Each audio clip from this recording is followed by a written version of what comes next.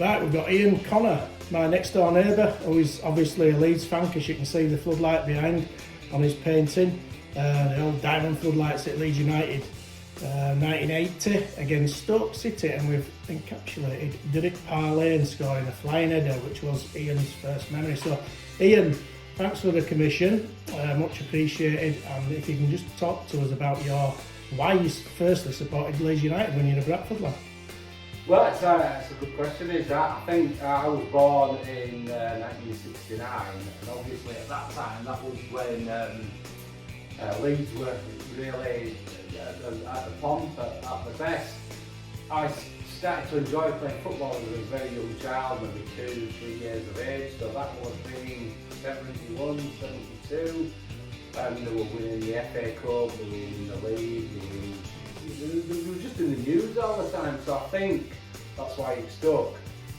My family are all Bradford City, and I think it was always possibly a little bit of rebellious on my side that I stuck with Leeds. I don't know, but it always disappointed me that you can't doubt that I was Leeds, but it's always stuck and it always will. That's how it is. Yeah, so obviously, and you know, you've got some family history with Bradford City. Your grandfather played in goal for the club in the 50s, so obviously I suppose there'll be a tinge of disappointment for him that you were crossing the divide, but you know, there's a rivalry between the two, but it's not as intense as what it used to be, I don't think.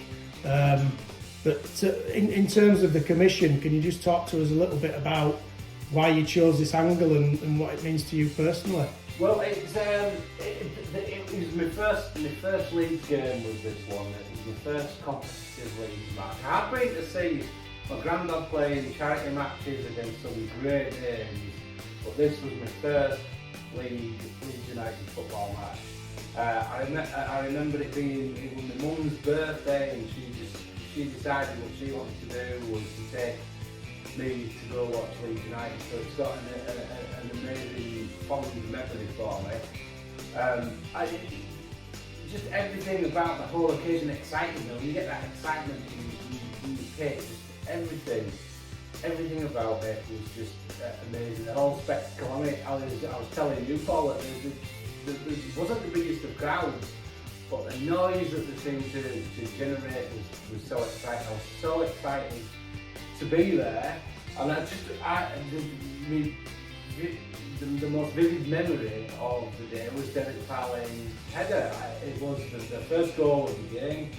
It was the one that sticks in my head. You could see the ball go across, you could see him stooping, he caught it absolutely perfect, fired it into the back of the net. Now, from looking at the picture, we were actually stood at the other end, but this is the picture that I wanted. I didn't want the picture from the angle that we were at, because I've got that in my head. That's there.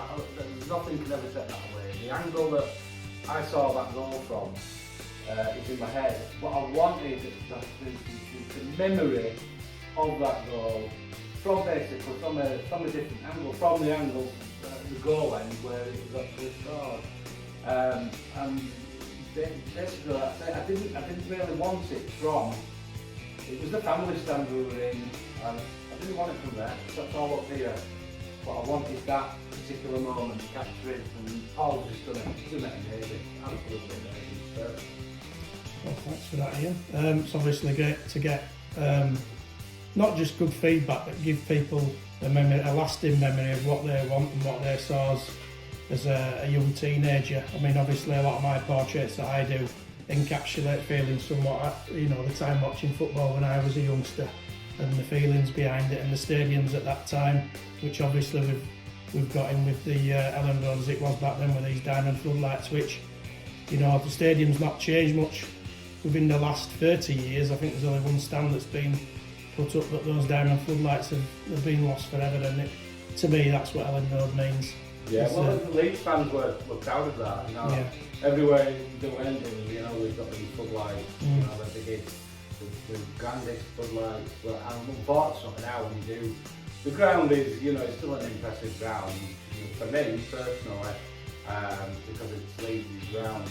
But yeah, something was definitely lost there when we decided to redevelop the low fields and Well, the tallest floodlights in Europe at the time, I don't think there's been anything to touch it. I know now with the modern LED lights they don't have to be as tall, but why they were so tall, who knows, but what an impression it gave from within the ground and driving up to Ellen Road. I mean, you could see them from the M62 motorway. yeah. So, you know, and all around Leeds as an area, you could see the diamonds, which just made it special. And all, you know, I've told you in the past that, you know, I'm a Bradford City fan, but I asked my dad to take me to Leeds United in 1980 against Notts Forest. Or may have been 1982 when Peter Barnes were playing out wing for Leeds, but I didn't go to watch the game. I went to look at the lights and that was it. Yeah. You know, so it tells you about the strength and the draw that a football stadium can have. Yeah. So, Absolutely. yeah, so thanks for this, Ian. This is obviously going to become part of our stadium channel on YouTube and other social media outlets, so you've become the latest star. Cheers. Yeah. No worries, thanks for doing it for me. Perfect. You're welcome.